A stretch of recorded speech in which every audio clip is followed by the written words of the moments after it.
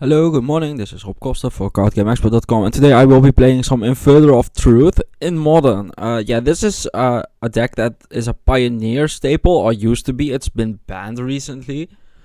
So yeah, what this deck is trying to do is Inverter of Truth plus Thassa's Oracle. So with Inverter of Truth you clear out your deck, just make sure you don't have a deck. And then play the Thassa's Oracle, put the trigger on the stack and you win. That's the idea at least. I don't know how good this will be. A lot of these decks that people used to play in Modern have been with like Thought Seizers and stuff, and which are just actual rip-offs of the Pioneer version. And I do think that like a blue-based control shell would be more serviceable for this kind of combo. Blue-based control also just doesn't really have a good win condition, so Inverter of Truth with Thassa's Oracle seems good in that regard. For the rest, we support the combo with some more Jaces, just like in Pioneer. Jaces, give me the... Yeah, thank you. Anyway, Thessager as well. I just chose Thessager over Gurmak actually because I did want some Delve spells like they did in the Pioneer version of the deck to make sure that you can actually control the size of your graveyard. But Thessager's second ability seems really useful in this deck as well. You can use the ability to make your deck smaller for the inverter, or bigger for the inverter. You can use it to get cards, and the games in this deck probably are going to be long, and the 1 power doesn't really matter. Like, we're not really a beatdown deck, but if Thessager gets that, that's really nice. That being said, we have the usual suspects for the blue control decks. We have Force of Negation, we have Archmage's Charm, let's see, Fatal Push, obviously, Reman's in here, just like in the old Splinter Twin decks. The mana base is pretty obvious. The one thing I did want to try is the Erebos' Intervention. The best decks right now are Prowess and Uro Piles. And yeah, this seems to be good against both of them. And one other thing this does is you get to clear out your own graveyard, so you can combo off easier with the Inverter and Thassa's Oracle. So it'll be like end of turn. Erebos' Intervention, exile a bunch of cards from my graveyard, flip my deck, and flip the game. With that being said, the sideboard is still very up there. I don't know. Like, I love Crypt Incursion. It's just a pet peeve of mine. For the rest, we have Spreading Seas with the special magical line artwork. Oh, there we go. There's some ley lines in here as well. Ashiok, Mystical Dispute. Like, I don't know. This could be anything, but I wanted to start somewhere. With that being said, if you want to try this deck out, you can use the coupon code of you can use the link in the description down below. Use coupon code Nuclear Rabbit, and with that being... Oh, and this is obviously sponsored by MANATRADERS. So you can use the link there. And with that being said, let's get to the games.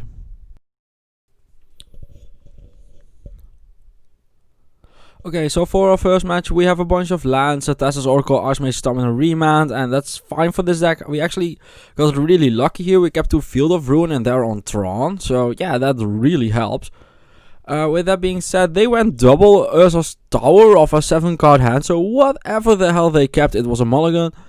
They Chromatic Sphere again after a Forest, and their hand is just a mulligan. Like, they're not gonna do anything at all, ever. This is just way too slow. They should have never kept this hand. Because now they're on 4 lands, and I still have the 2 Field of Ruins. For the rest, they're doing Tron-y things. They're like getting Sylvan Scryings, Chromatic Spheres, just trying to get some Tron lands going. We Archmage's Charm in response to the Sylvan Scrying to draw 2 cards. At this point, I just don't even care about them getting Tron. So I just want to draw cards, get my combo going. I find the combo of the 2 cards from the Archmage's Charm and end up just playing the Inverter of Truth. Like, there is nothing they can ever do to win this game anymore. This game is just completely over. And yeah, their hand was just too slow. It's turn 5, they still don't have Tron. And I'm just Field of Ruining here. Basically because I can. And just to prevent them from having 1 turn with Tron. But even if they played like a Garn or something, nothing would have had. Ugin might have been a problem. Ulamog might have been a problem. But I'm not even sure about that. Like, yeah, that game was just over before it even began. Then for game 2, we bought in even more Tron hate. We have a lot of Tron hate in this deck. So we're Spreading Seas, the Urza's Power Plant. Draw a card. I'm mostly Spreading Seas in this because I want to cantrip. I don't know if they have a second Ursus power plant or not, but I can be like, turn 3, let's wait. And they turn out to have the Ursus power plant again. So yeah, that's a thing. And then they play an expedition map, and we Ashiok dream render them. And Ashiok is really good against Tron. So now expedition map is just turned off. Chromatic Sphere is just cantripping for them. They play an Ancient Stirrings off it. But yeah, this is just another hand they should have never kept. Like, I think my opponent is very new to the archetype they're playing, because yeah, both of these hands was very obvious mauls. So here we use our Ashiok to actually Dark Ritual out our Tessiger. We just plus the Ashiok targeting ourselves, and then their graveyard get exiled. And we get to use the delved the milled cards to delve. And get the Tessiger in play. So that's actually a really cute interaction that I hadn't thought of before I built the deck. Well, that's really nice. Like, I know that Tessiger can help with the graveyard size, but managing the graveyard is also just really good for Tessiger. So definitely a very good fit in this deck, if I do say so myself. And I am voicing this video, so I am saying so myself. For the rest, yeah, just attacking with Tessiger here. They are trying to resolve a Walking Ballista. I'm having none of it. Like, there's just no spells resolving on their side. They still don't have Tron. And at this point, I'm just using the Thassa's Oracle to find more gas. That's all there is to it. Like, this game is just basically over at this point. I just thought the Ashiok and Tessiger interaction was really cool. And yeah, so we just beat in on their face a bit more. They go to 12. I used the Tessiger to mill, even though I kept a card on top with the Thassa's Oracle, because I figured out that I should have more cards in my graveyard for if I draw like a Snapcaster Mage or something. And yeah, we are attacking. We're using some Field of Ruins, but it just doesn't really matter to me. And yeah, my opponent's hand was a mulligan. Their first game hand was a mulligan as well. And this is just what happens when you don't mulligan aggressively enough with Tron. I mean, we're playing a blue-black control deck and they died. So, yeah. For match number 2, we have stuff. Let's see. This one. We have an opt. We bottom an Erebos intervention into an inverter of truth. Now we have 2 of them, so we are definitely inverting some truths here. They are a Wall of Blossoms deck going into Teferi Time Raveler. So in response to the Teferi, I opt, obviously, because I can't do it otherwise. And I keep the Fatal Push on top, and I do that on the reasoning of just Fatal Pushing the Wall of Blossoms here. So they can't use the Teferi to bounce it and draw more cards. Because if they go Wall of Blossoms, draw a card. Teferi, bounce it, draw a card. Play the Wall of Blossoms, draw a card. They're pulling ahead so far, and the Fatal Push just stops it. So I got really lucky there seeing the Fatal Push. So yeah, on my turn, I Snapcaster Mage for an opt. Play the opt as well. And just, I believe I bottomed this one. Yeah, bottom the land. Draw the land. Anyway, that's a theme of this deck. Like, I do like 6 or 7 scries that hit the same card anyway. It's so weird. Just true Magic Online stuff. So anyway, they end up playing an Eternal Witness, and I'm like, yeah, you don't have any interaction for my combo whatsoever, so I'm just gonna go ahead and just slam. And the Inverter of Truth comes down, and they do stuff. At this point, all I'm seeing is and just kill the Teferi for flits and giggles. Basically, I killed the Teferi because I hate that card. It doesn't do anything against this board anymore. I have 1 card in my deck, so can't lose has been called. Yeah. This is just a complete can't lose situation again. They need like double pot to exile, and even then, I could just wait. No, I'll be down to 0 cards in my deck for the turn. So yeah, can't lose has been called again. And yeah, let's be real here. If this was a game that I would play fairly, like as a blue-black control deck without the combo condition, we would have never won this game. If they had gone like Wall of Blossoms, Ephemerate, Fairy, bounce Wall of Blossoms. Oh, if they pot to exile, that doesn't work. I know a lot of people do this, and they did in Pioneer as well. Just kill the Thassa's Oracle in response to the trigger. It doesn't work if your opponent knows what they're doing. So yeah, for sideboarding, we don't sideboard much. I think this matchup is very favorable. I think as long as we have the combo, we can't really lose. So yeah, they play an Ice Fang Codal. And just look at that deck. If we were just like a Remand, Ice Mage's Charm, Tessiger deck, we would never in a million years win this matchup. Just no bloody way. However, we aren't. We are playing a combo. And yeah, combos are really good. So, our opponent playing a Noble Hierarch, Ice Fang Codal coming in. Exalted trigger happens. We take 2. And let's see what happens. Oh yeah, I opt a bunch. Basically, I just want to draw a bunch of lands here. Thassa's Oracle as well. Just make sure that I can combo. I do end up countering this Ephemerate because once again, this is an engine that gets the card drawing going. If they go like Icefang Godel, Ephemerate, Icefang Godel, that's 2 cards. And yeah, that's a lot. Because then they would have 3... No, there was actually 3 cards. Because one from the Icefang Godel when it enters the battlefield originally. And this is the same idea, but I don't have the counterspell this time. And they should have bounced their own Icefang Godel here. Like, not making me play at instant speed, or them plussing to play at instant speed for themselves doesn't add anything. So they should have bounced their Icefang Godel here. Yeah, Tessica gets pathed, I get a land, that's all pretty obvious.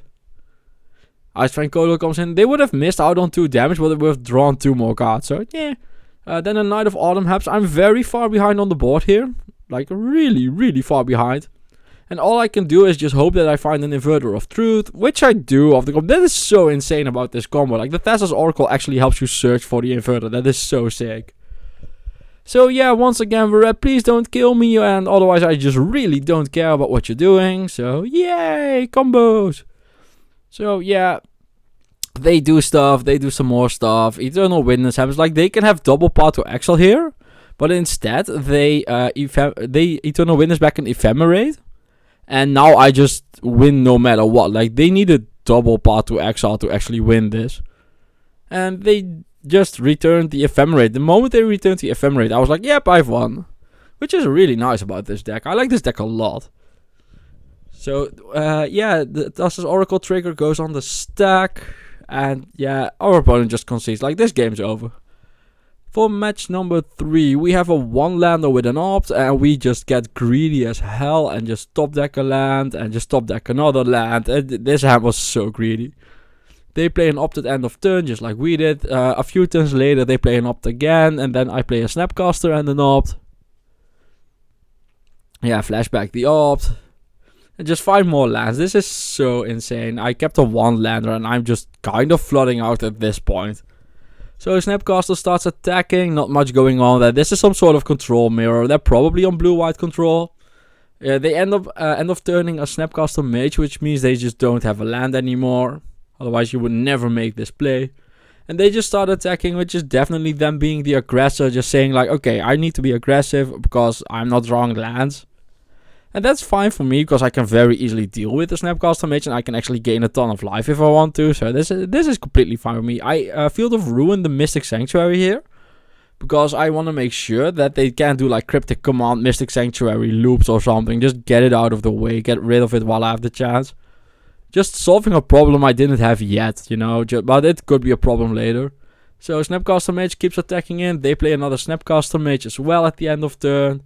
And now both the Snapcaster Mages are just attacking, and at this point I just think they don't have it. I play an Archmage's Charm to check. They do have a Dovin's Veto. And now I end up Erebos' Interventioning my own graveyard to get rid of 2 of the cards in there. So I go down to 3 cards with the Erebos Intervention added in the graveyard. And Inverter of Truth my deck down to 3 cards. And now I can't lose anymore, I don't think. Because either I have a 2-turn clock on the board, or I have 2 chances to combo them out in 2 turns.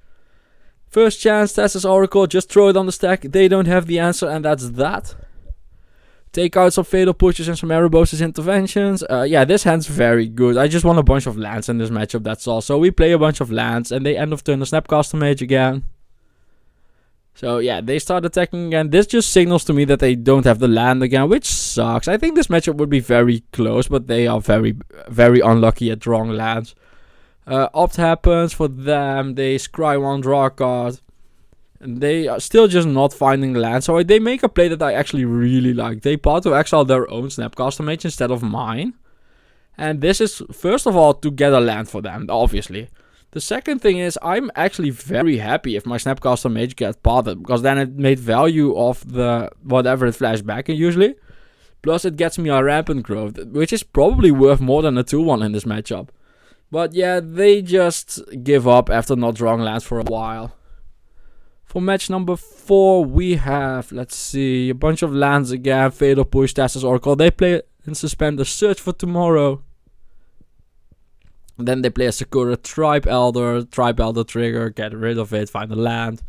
And this matchup, and especially with this hand, is just absolutely atrocious. There's no other way of calling this. And they play a turn 3 Primeval Titan. I look at my hand and I go, that's fine, you win. For the sideboard, take out a bunch of stuff that literally doesn't have text in this matchup, and let's go. Yeah, this is a mulligan, doesn't do enough.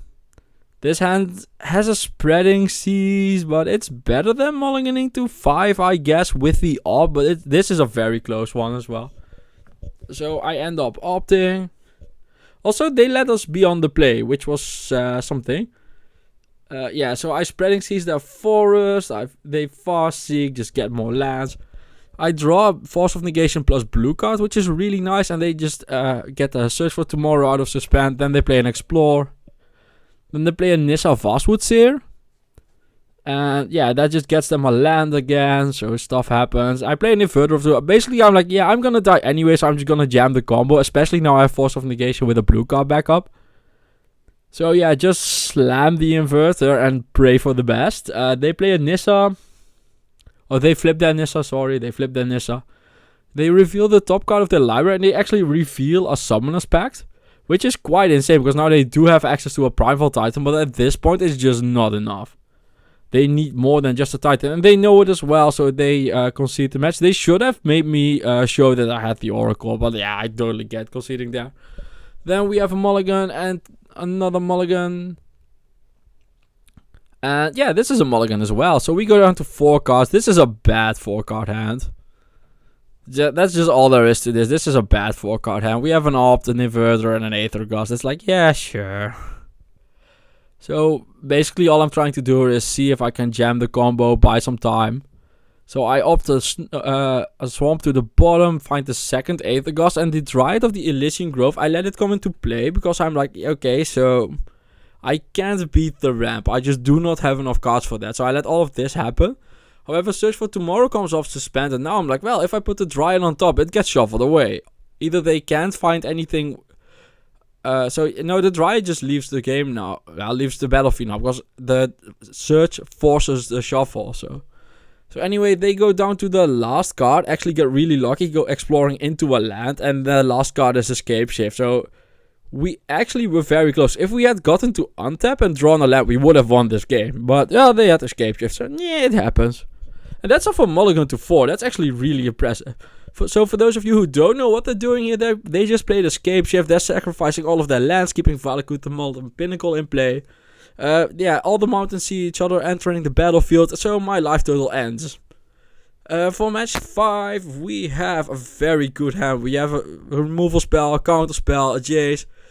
They Inquisition us, and they take the Fatal Push, I believe. No, they take the Force of Negation, then they play a Night's Whisper on their turn too. We're just playing some lands over here. They play a Snapcaster Mage, that's them, right? Yeah, they play a Snapcaster Mage, they Inquisition me again. So the Inquisition happens, they take the Fatal Push. I should have responded with the Fatal Push, but I just forgot it. I have 6 and just forgot about it. Yeah, I play Jace, draw a card, Dreadbore happens, they attack, we go to 17. Yeah, we draw the Fatal Push, so we get really lucky here by drawing that. And then we just play the Jace again. We just don't have any other play, so we're just slamming Jaces. And they're on a control deck, they're like Grixis control or something, so just slamming Jace drawing cards seems really good. They Dreadbore again, so not only is our very niche card getting answered by another niche card, it's happened twice this game, which is kind of insane. And I just decide to put the pressure on their mana base by Field of Ruining them. Just make sure that there's less lands in that deck. Then they Night's Whisper again. But at this point I have a 4-5 on the board with a Remand backup. And they're on Night's Whisper. So I just decide to Remand the Night's Whisper so they can't draw lands. And just, yeah, at this point I just want to make sure they can't develop their board anymore. So yeah, bottom the Fatal Push. Yeah, with the Opt. Draw a land, attack with the Tasigur, and at this point I can just start generating cards with the Tasigur. I can use the Tassa's Oracle if I want. They end of turn bolt me, so they don't go to 8 cards on their turn. Then they Snapcaster Mage. They target, I believe... Oh yeah, they target the Dreadbore again, so I end up responding with the Tasigur just to mill 2 cards and just get 1 back. All I'm trying to do here is have more cards than my opponent does. That's all I'm trying to do. Like, I barely care about the board at this point, especially because I have a 1-3. They give me an odd back, so I decided to go fish for a Force of Negation. And I find a Snapcaster Mage, and that makes me very happy, because Snapcaster Mage is insane in games like this. All I'm trying to do is generate cards, and Snapcaster Mage is very good at that. And then we draw a second one. At this point, I'm like, yeah, I can't lose. I can't lose. I have 2 Snapcaster Mage, and then they actually play a Nicol Bolas, the Ravager, which is really cool. I like that a lot. That card is so sweet. So Snapcaster Mage, go for the Remand, and at this point everything I'm going to be doing is drawing a card. It's our Snapcaster Mage. I mean, the game is far from over, but the game is actually over. Like, I'm gonna be buying so much time, and I'm gonna use so much more mana than they ever will. I'm going to resolve so much more spells than they ever will. That's a better way of saying it. So I started attacking with my 2-1. I have a 1-3 for their 2-1. So yeah, kind of a bit of a draft game going on here. They go for the Nicol Bolas again. I don't know if I'll remand. That remand was just chomping at the bits there. And yeah, just remand the Nicol Bolas. As you can tell, the source material got a bit corrupted here. So the view is a bit choppy, but it's very watchable. So please keep watching. Also, just remand. Yeah, we Snapcaster Mage for the Archmage's Charm. We draw 2, and we remove the Snapcaster Mage here. And at this point, I decided to Field of Ruin the Polluted Delta, because this way I either filter out a land out of that deck and deal 1 damage, because I really want the Field of Ruin to deal the damage for the Polluted Delta. So they can fetch, they go down to 7, so then they're on a 2-turn clock no matter what, and that shuts off their mana confluence, so I'm really chomping at their mana base here, which is something this deck does really nicely. I definitely might just go in and throw more land removal in here, just be like, okay, I can attack your mana as well. GG's. Okay, so after playing the games, this deck actually felt really good. I like this deck a lot, especially against the Bant value matchup. We just stole that match, like both games we had no business of winning, but we did anyway, so yay for combos. With that being said, I would go down to 2 Erebos Intervention, I think. Like, got one of these for something, I don't know what exactly, but I got one of these. I did like having some of them in the deck. Just main deck Graveyard's hate / life gain is really good. And it just is more removal spells as well. So yeah, mostly this deck felt very reasonable. I could see needing other lands. Like the Field of Ruins were very good against Tron though. So mana base felt fine. We never got really color screwed, which was nice. Yeah, I actually like this deck quite a lot. This felt like a lot of fun. You could just go for the 4th Snapcaster Mage or something, like add a Snapcaster Mage over the last Erebos Intervention.